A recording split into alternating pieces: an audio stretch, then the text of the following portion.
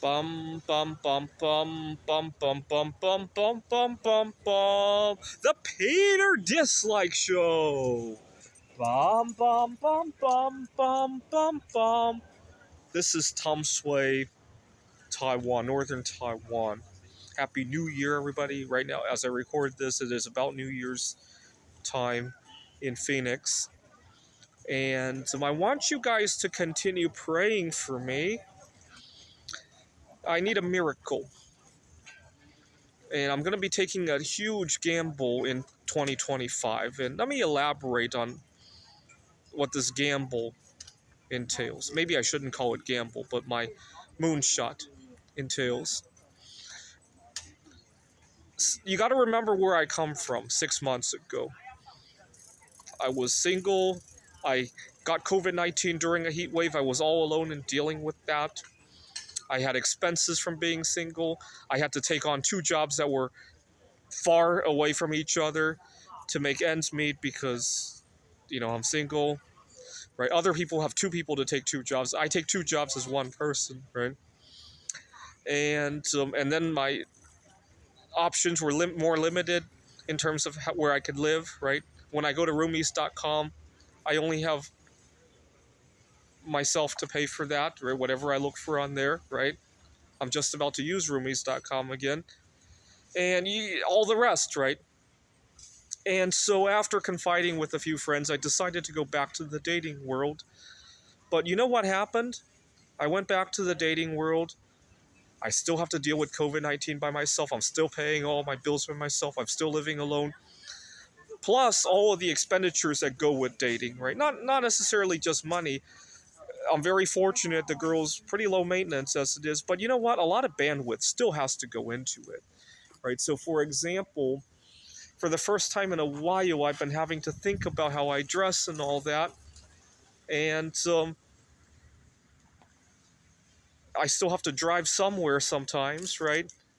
And I talk about how I have no time to myself. Now I have even less time, right? And so wait a minute. I went back to dating because I didn't have time for myself. I had to cook all my own meals. I wanted to have some more money for fun stuff, right? Here in the United States, it is so difficult to come up with money for social life, especially if you also want to put away some money, right? So, for example, my goal was to have 10 tons of bismuth to start my own gallery of some sort. I've kind of put a pause on that because I want to have a life too now, and it is so hard to have money for social life and to still put away bismuth for your other goals. It really is. It really is. But then I realized, wait a minute. The whole reason I wanted to go back to dating was so that I could have money for fun stuff.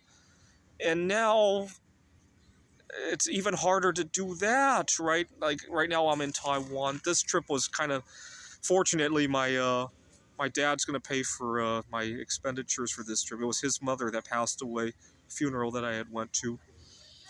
And but otherwise this trip was really pushing my budget. But I'd like to be traveling more. Maybe not necessarily just to Taiwan, but that's difficult now that I'm dating again. And so the whole point of dating was to have more money and time and energy for that stuff, but now I have less. I won't have more until I get to the other end of this bridge, which makes me want to jump over the bridge. And that's where the gamble comes into play. And I want you guys to pray that this gamble turns out. I'm thinking of, assuming nothing goes wrong between now and then, I'm thinking of proposing to my girlfriend on Valentine's Day of 2025. And I want you to pray that it goes right. I have a very special date in mind for the wedding as well. I'll talk about it after the proposal goes right. Here's why. Let's talk about another situation where you might take a gamble. Let's imagine you had a chronic illness of some sort, right? Not hard to imagine here in the United States. And you were on your deathbed. You needed $1 million to have this life-saving procedure done on you. and you had $500,000 in your bank account. You had no lines of credit. Your credit was shot from years of medical bills. You have no relatives left. You got this one shot, and the surgery happens tomorrow. If you miss it, you might not get another option to do it again. You got $500,000 in the bank, no friends, no relatives, no credit. What do?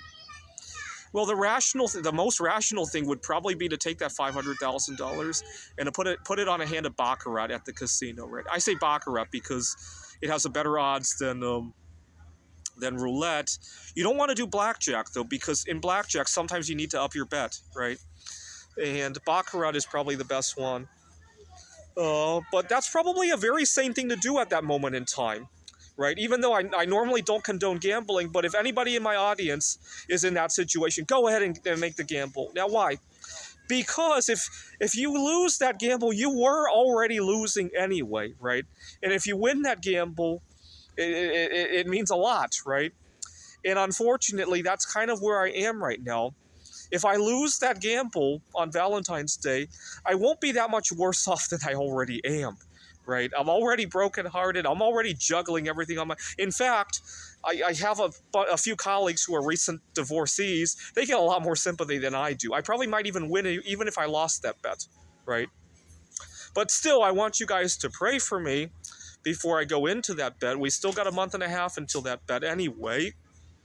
I don't know what this is. Not quite Pascal's wager. I wonder what this kind of wager is called. I talked about Pascal's wager, but what is this wager called? Where you're already so low that even though you might take a big loss, it's not a loss anymore, but you have potential for a good gain. Right? I guess it is Pascal's wager, just in a more negative light than the one that I mentioned last time. This is the Peter Dislike Show.